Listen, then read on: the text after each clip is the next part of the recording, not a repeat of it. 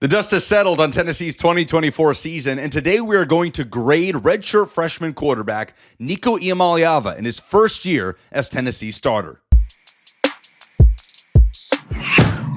Hey, it's Lucas Panzica from 104.5 The Zone and A to Z Sports. I'm going to give Nico Iamaleava a B- in his first year as Tennessee's starting quarterback, and I'm going to tell you why. But first, let's take a look at his numbers. Nico completed 63.8% of his passes this year for over 2,600 yards, 19 touchdowns, and just 5 interceptions. He also ran the ball for 358 yards and 3 rushing touchdowns. There was a lot of good with Nico in 2024. First of all, the talent profile, the athletic ability was apparent immediately. Nico had some wow throws, especially early on in the season, and showed the demeanor and the ability to stay composed in some big games, exactly what you want out of your starting quarterback. I'm thinking specifically about that second half against Alabama.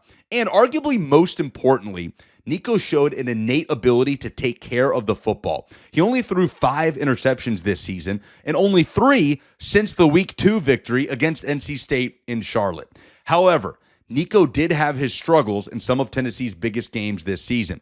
In the 5 games against Ohio State, Georgia, Alabama, Arkansas, and Florida, Nico combined for only 4 touchdown passes. And at about mid-season, he hit a bit of a slump. He was inaccurate, missing open receivers. It didn't feel like he was on time within the structure of the offense, and it led to Tennessee having some really slow starts offensively, being held scoreless in the first half against Arkansas, against Florida, the slow start against Alabama. But to his credit, Nico Iamaleava leveled off. The month of November was a very good one for Nico, and he was far from Tennessee's biggest issue against Ohio State. In fact, he battled in that game, and he was the biggest reason for any success Tennessee found on offense, scrambling with the football, a career high in rushing, and a pair of rushing touchdowns.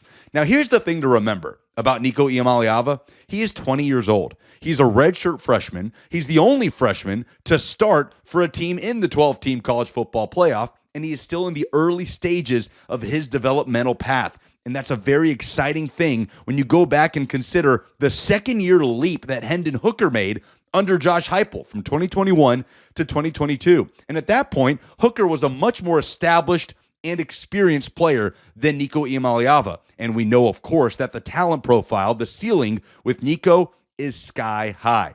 Not bad to go 10-2 and get a spot in the playoff and beat Alabama in your first year as the starter. Nico has a higher level starting point than Hendon Hooker had in his first season playing for Josh Heupel. So there was some good, some bad, and ultimately I'm giving Nico a B-, but it's very exciting to think about the leap that he can make in 2025 within this offense and the heights that could take the Tennessee Volunteers.